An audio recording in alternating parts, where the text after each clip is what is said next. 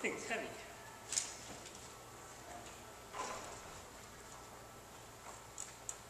So, I can remember when I learned that prayer makes a difference.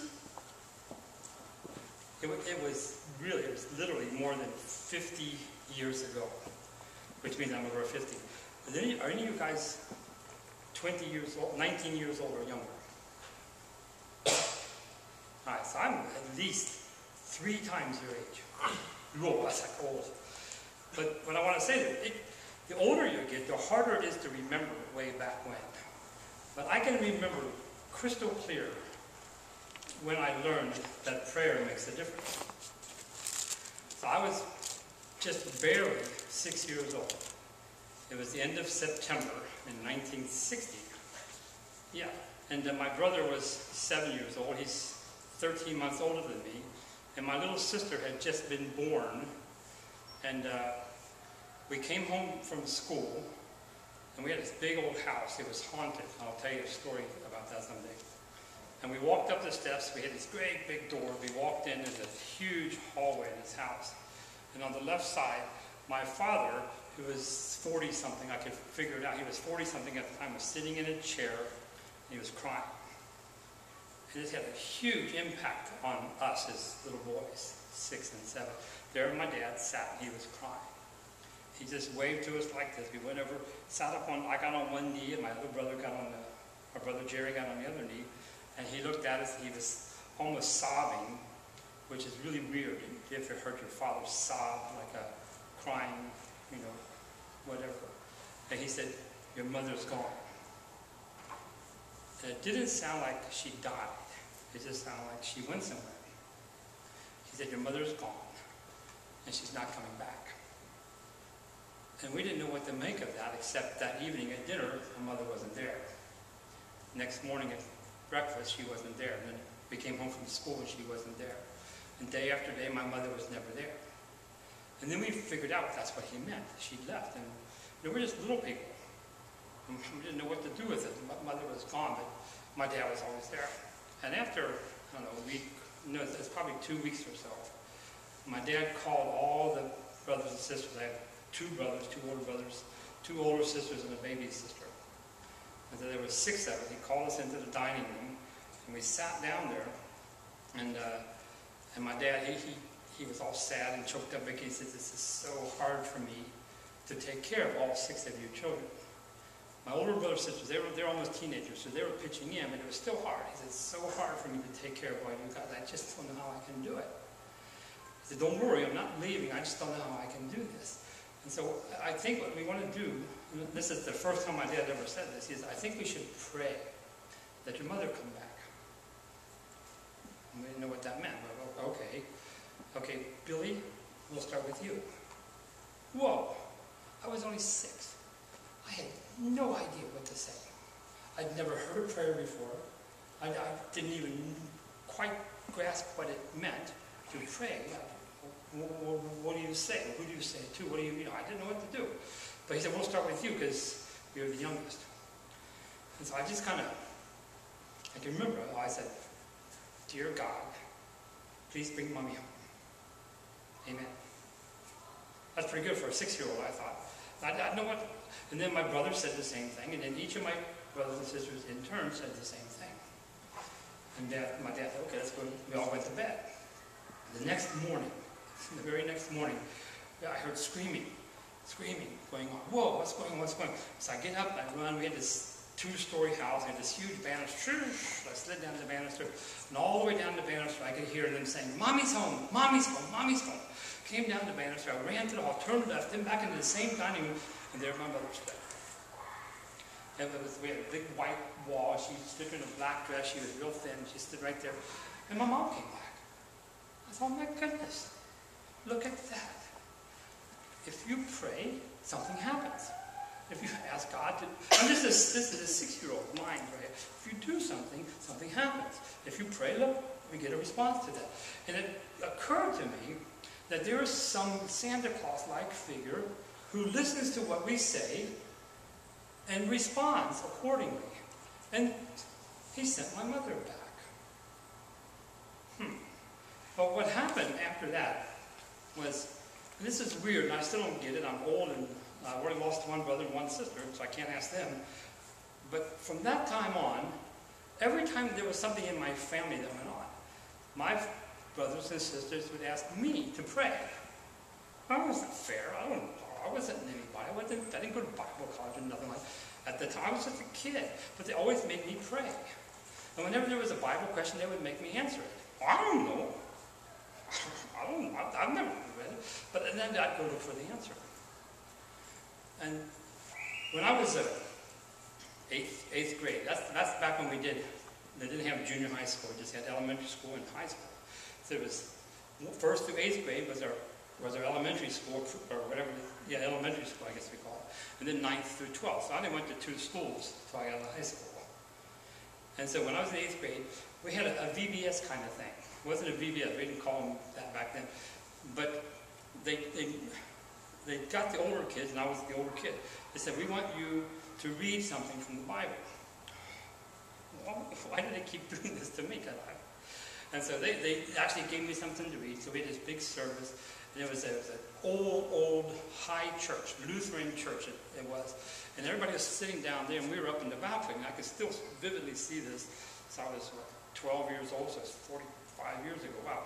I can see all the people down there, and I'm reading this Bible verse just clearly and distinctly and slowly, so that every single word that from the Bible that I was reading, people would actually hear. And that's all I knew to do. But then when I got done, one person after another said, Bill, it's amazing. You should be a preacher when you grow up. And I'm thinking, stop. I'm just a kid. Stop pushing me. Stop making me pray. Stop making me read the Bible to find answers. And stop telling me I'm going to be a preacher and all that stuff. They just kept doing that. So I went to high school. And in high school, we have these I don't know if you have a career day. You guys do that kind of thing, a career day, where you have to kind of get up and say, this is what I want to be when I grow up. I don't know, we did that. So I didn't know what I wanted to be when I grew up, so I used preacher. I just kind of pulled that out on my sizable backside at the time. I would be a preacher. And I had to give a presentation on what it means to be a preacher, although I had no idea that's what I wanted to do, and I had no intention of ever being that. But everybody else was being firemen and astronauts and pilots and all that kind of stuff. And I just wanted to be something different. So I was a preacher and I talked about that. But where I'm headed here is, ever since I was a little person, up until now, or no, not until now, but up until a certain time, people had pegged me. This is the kind of person you are. And everybody around me had these preconceived ideas. This is what Bill's like. This is what Bill's going to be. This is how it's all going to turn out. It was totally unjustified. It was unfair. And I didn't even ask them to do anything like that. They just unilaterally put all these expectations on me. Well, we have that same situation happening to Jesus in Mark chapter 6. We are going to get a glimpse of what it was like for Jesus when he was growing up. Now, you guys are Bible scholars, okay? What do you know about Jesus from the time he was born until the time he was 30? Right? Go for it. What do you know about Jesus? Born in Nazareth. We got that part. Angels and cows and all that stuff at the birthday, Christmas. Okay, let's get past that. What comes next? All right, you can do better than that. Come on. Yeah, that's right. 12 years old. They're down there for the whatever, and Jesus gets left behind. Mom and Dad take off and leave him there, and they find him in the temple. He's pretty smart. He's hanging with the temple leaders there. What else?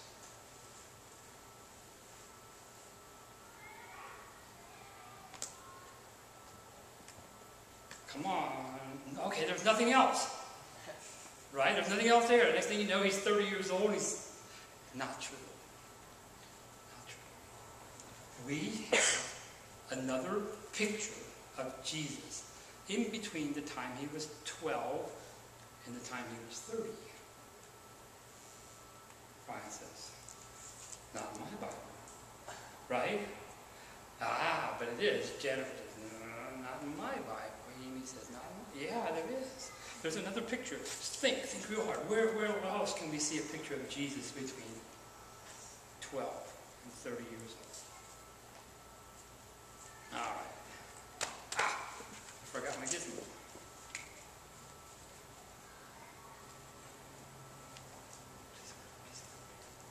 It didn't work this morning, so I'm praying that it'll work. Okay, let's go. Now Gina did, I saw you. This is Mark chapter 6. Jesus left there. There was the Sea of Galilee. Right? Remember, he's back and forth across the Sea of Galilee. You got the demoniac on the one side, the gathering demoniac on the one side. You got all the people trying to get healed on the other side. You got the woman sneaking up and touching his robe on the other side. He's just back and forth. Why was Jesus down by the sea? Right? He goes down there because he wants to chill. That's what he does. He goes to the sea because he wants to chill. Tries to get away from people. Doesn't work. They all chase him down there. Where else does Jesus go to relax? Up on the mountain. Sometimes that works because people can't climb mountains. So he's tough. He's strong. We'll see that in a minute. So Jesus would climb up on the mountain to get away from the people. Or very often, we see like 13 different times only in the book of Mark, where he goes down by the seaside, gets in a boat and goes out in the middle of the lake just to get away from people.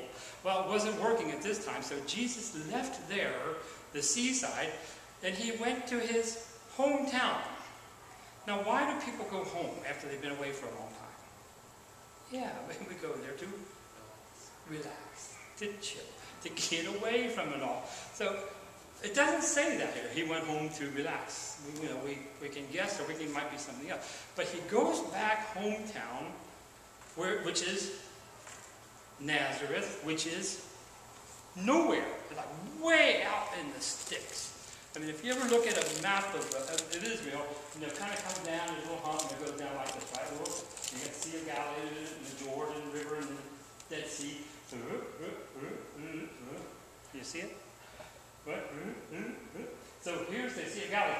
Up there is where Nazareth is. Way up there. You have to go there on purpose. You don't just walk past it.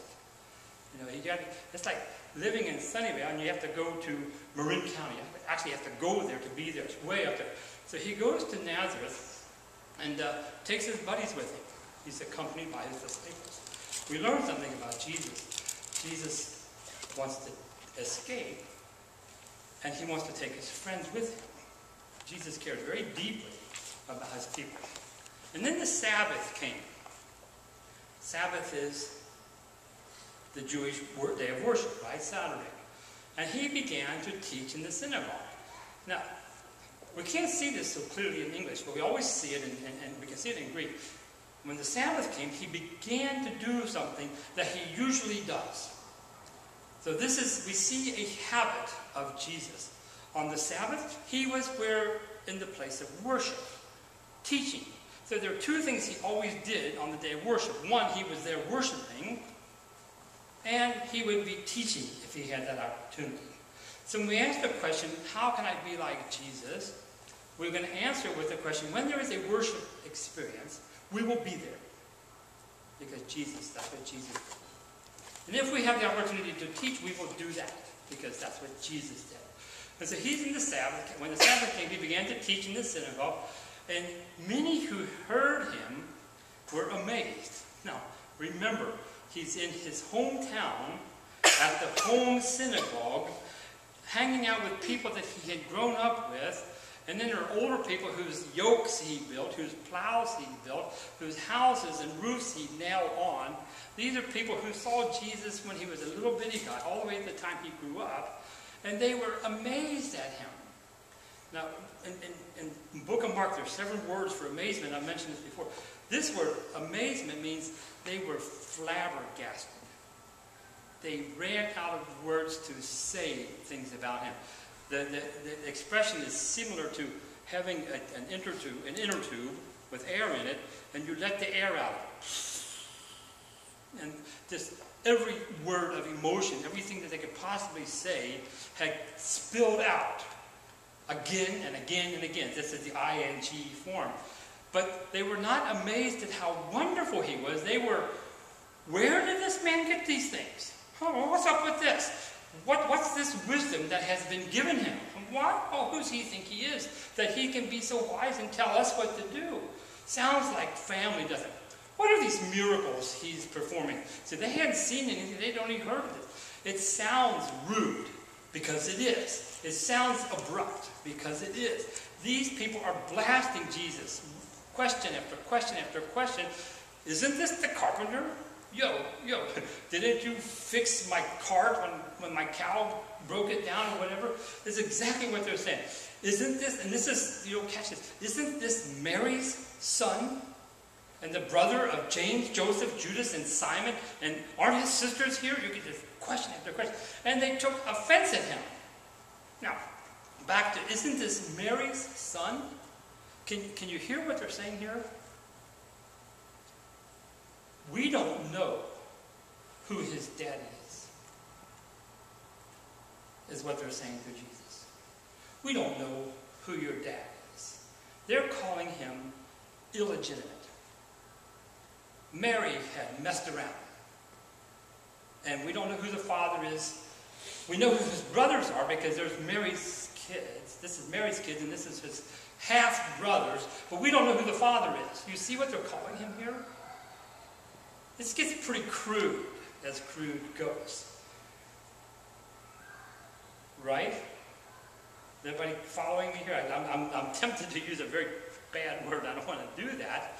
But it's a fatherless individual. It's like a dog that runs around and plays around. They call that a bitch, right? And in a coarse language, it can be really rough. That's what they're calling him here. They're calling him an SOB. Isn't this Mary's son? We don't know who his father is. Wait, I'm cool. And Jesus went home to relax. And they took offense at him. He was supposed to be something good, but they kept throwing things bad into the conversation so that people would think something worse of him. The word is offense is scandal. They created a scandal. Jesus was supposed to be cool, and rather they kept saying, this is bad about him, that's bad about him, and that's bad about him, so that people would think much less of him. They're causing a reason for him to stumble about Jesus. Uncool. Wow, makes you want to go home, doesn't it? Last time I went to Indiana, I decided, my wife Samantha and I used to talk about moving back to Indiana, because I live in Ohio and Cincinnati is right next to Indiana. It's really cheap. I was there one Christmas time talking to my little sister, and they live in nowhere, Indiana. Seriously, nowhere. Sunman, Indiana, like 200 people in the whole town. And we were talking about how much houses cost. And I could buy her whole street for what it costs for my little house right down the street here. And so Samantha, we want to go back there and pay off our house and live happily ever after. Nah, I'm never going back there. My family's there. Yeah, and I'm not, whoa. We went back on Christmas, cured. Not going back there. Just like this. Do you think Jesus was happy to be home? Memories. Memories. Here is where we get a glimpse of Jesus. Jesus says, I am a foreigner to my family. A stranger to my own mother's children. Now see, Jesus acknowledges that his mother's children and he are not, we're different. I'm a stranger to them. These are those children, those are the mothers, because why? He has a different father. Jesus has a different father. Except we know who that father is. It's not some unknown. It is a very well known. It's the creator of the universe. It's his father. I am a foreigner to my own family, a stranger to my own mother's house. For zeal, and this is why we know it's Jesus, for zeal for your house consumes me. It is zeal for the house of God that consumes me. When we read in John chapter 2, Jesus launches his ministry by going into the temple and turning everything over and driving these people out. You made my house a house of business. It's supposed to be a house of worship. And the disciples remember zeal for his house consumes him. This Psalm chapter 69 is talking about Jesus. Isn't that interesting? For zeal for your house consumed me in the insults of those who insult you fall on me. When they speak evil of God, the psalm says, they are speaking evil of me. He lives day after day with insults. You don't know who your father is. Ha, ha. You don't even know where you came from. You're illegitimate. You're a schmuck. That's modern parlance for knucklehead. I don't know. You see, when I weep, he says, when I cry, and I'm sad because I love these people and I get no response, and when I fast, when I take prayer so seriously that I decide I am not going to eat, instead I will let my grumbling stomach cause me to concentrate on worshiping you and praying to you, I have to endure scorn. Look at the guy praying. Who does he think he is? He always thinks he's so holy. No matter what, he's going to go pray. And they just do this again and again and again. So he lives from day after day after day, enduring scorn. When I put on sackcloth, what they would do, they would take an old potato sack, and they would take off their clothes, poke holes in the old potato sack, and put that over their head, stick arms out there, and then they would go pray. And they would put the scratchiness of that potato sack. What does scratchy do? It reminds you that I'm praying. Fasting, that stomach, that hungry stomach, that reminds you that I'm going to pray. So when I was so serious, people made sport of me. They made fun of me, Jesus says. Those who sit at the gate. Now, the people who sat at the gate were the elite, were the older people of the city. And they went out and they sat at the gate and they brought in all the problems that were going on, and they would solve them. So it was the smart, the higher class, the upper end of the city sat outside the gate, or sat at the gate, and made the decision. These people mocked him. Jesus lived with mockery day after day while he was growing up at home. And it gets worse. He said, I became the song of the drunkards. They would go down to the local pub and they would get drunk. They would drink beer or whatever.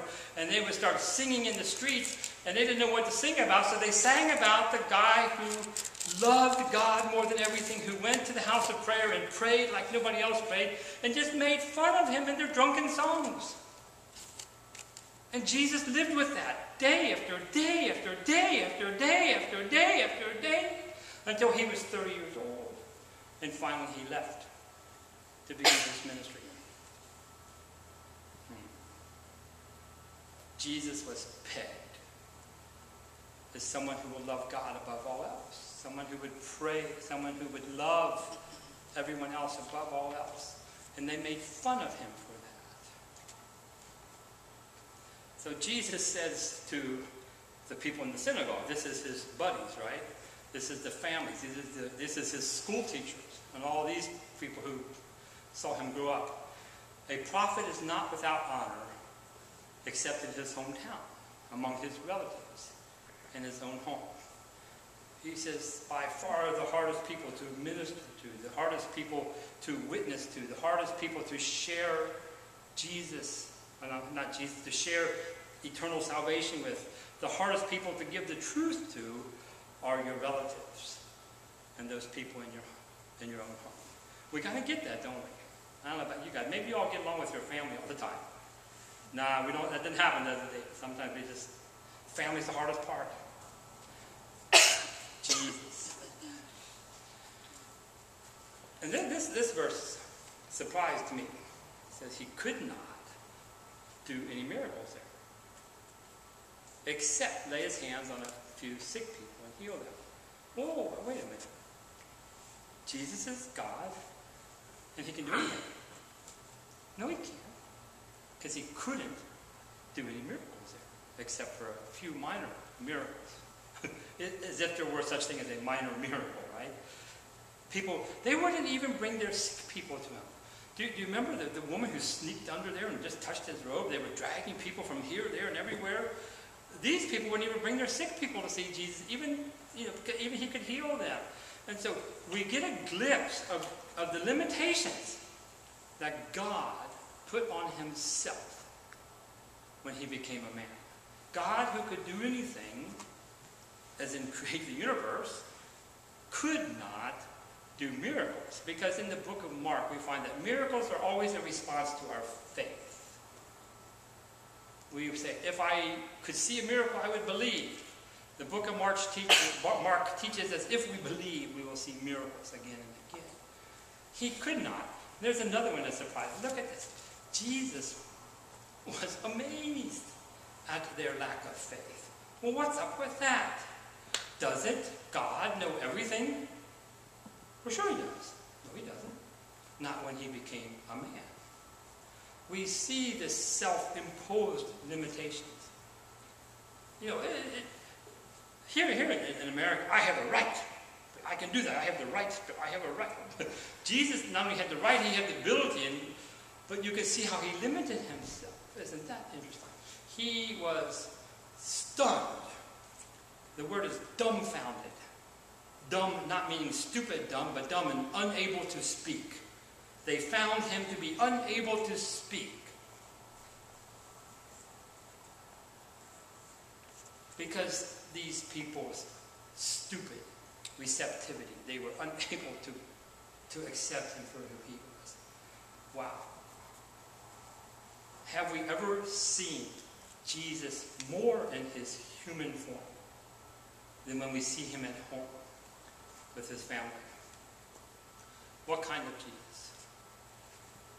Jesus is a kind of person who will make time for his family. You love Jesus? Love your family. Not going to be easy. It might even be impossible. Do it anyway. Jesus did. Jesus was a person who hung out with his friends. Took his friends on the hard trips. Imagine that. Here we are going to go see. We're going to go see my family. Jesus doesn't really know what to expect. He expects him to be able to do anything. He takes his friends with him. He's going to go home, right, and introduce them to all the guys he played football with. And it's going to be fun, except it's not fun at all. Is that embarrassing, maybe? We get a glimpse of what Jesus is going through. But he took his friends, even on the hard trips, right? He was always in worship. When worship is called, when we're called to worship, we're going to be there. Thick skin, the scorn, the mockery, the insults didn't stop him. There he was. He just kept on going and kept on going. The ridicule, wow. What's really tough, sometimes people make fun of me, and I deserve it because I'm goofy. Jesus never, ever, ever, ever deserved it. Ever. And yet he still endured it. Do something. This is one of my I gotta show you. I'm gonna do this. I can't see that. Come on, baby. The other direction. Huh? Has to go this way. This one has to go this way? No, I'm trying to point out my little movie. Oh, your laser? Yeah, see my movie there?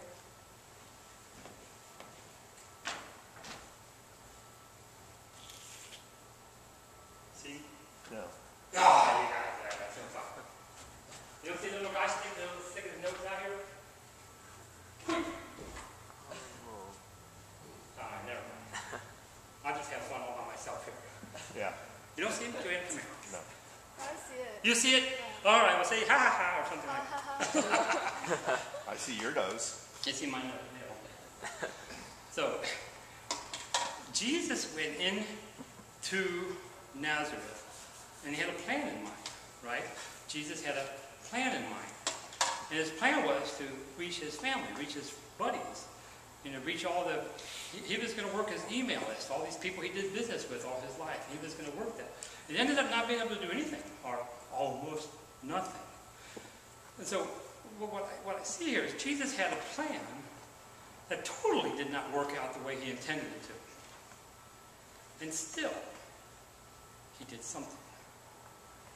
Sometimes we cannot do what we want to do. And so we don't do anything. That's not the right answer. Sometimes we can't do what we want to do, so we don't do anything. No. Do something. Just do something. Mother Teresa said, someone challenged Mother Teresa, you can't save everybody. She said, well, I know I can't save everybody. I just want to save the ones I can. It makes way sense. You don't have to do everything. Just do what you can. I have a friend. His name's Ajay Law, Indian fellow. as in India, the country Indian. He started his ministry in India about the same time we started working in Japan. Good 25, almost 30 years ago now.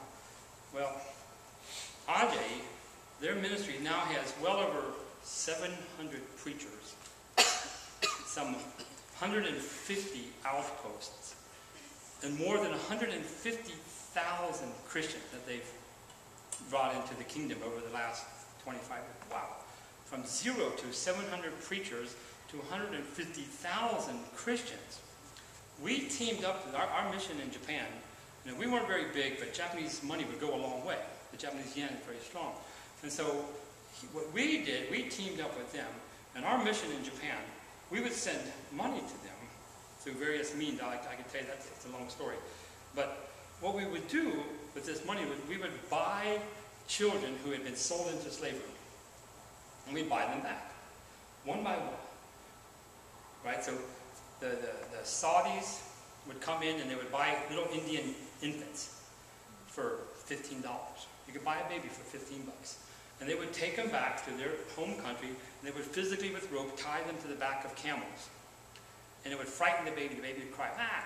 And then the crying would frighten the camel would run, and the camel would frighten the baby would cry louder, and the camel would run faster, and that's how they did their camel racing.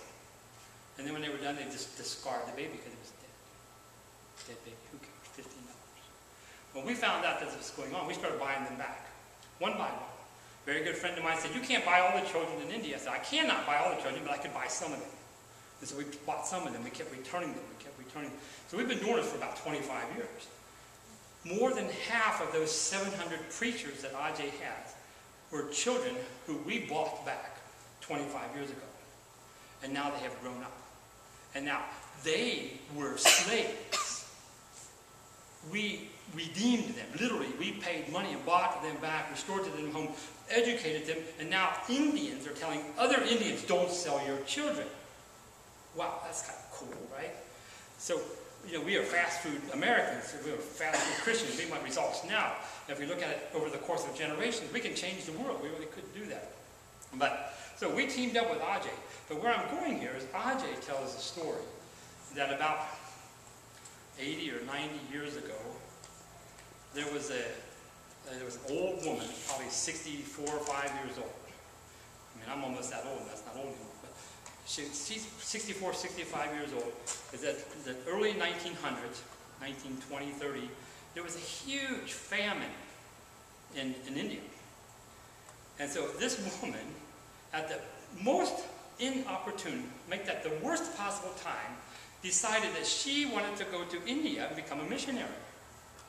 Holy cow, I mean, there's nothing to eat there. The Indians can't even feed themselves. And she's 60-some years old, and she still wanted to go to India to become a missionary, and she went. She said, maybe I can't win an adult of India, but I can win somebody. So she goes, and she just does what she does. Well, in another village nearby, there was a woman who was teaching at a Bible school, but she wasn't a Christian.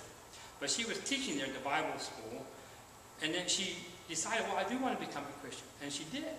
By the time she became a Christian and went home to her house, her family had found out. When she arrived home, they beat her and kicked her out. They expelled her from her house. She ran out of the house and picked up her infant son on the way and escaped from death just because she'd become a Christian. And she hiked it, and she walked, and she walked, and she walked. And she came to this old woman's house who went there because of the famine and so on. Left the baby at the doorstep and then died. The old woman took that baby into her house, cared for her, raised that baby up. That baby was Ajay's grandfather. Now, if she had not taken in that baby, there would be no Ajay. There would be no churches. There would be no 150,000 people. There would be no redemption. You see, one woman who cannot do everything but can do something. Jesus could not do what he wanted to do, but he could do something. There were people he wanted to save, people he wanted to heal, and he could not because they did not have faith. But he still did something. So what I want to encourage us is to be like Jesus. Let us decide what it is we can do for the kingdom. And let's do that. Let's pray. We love you very much, God. We worship you. We are stunned by how amazing Jesus is, what he endured while he grew up, what he endured for our sake. Lord, we want to be just like him. We want to bring other people to know you. We cannot do everything, but we can do something. Lord, give us the courage to do something that'll make a difference. We thank you for Jesus who died for us. In his name I pray. Amen.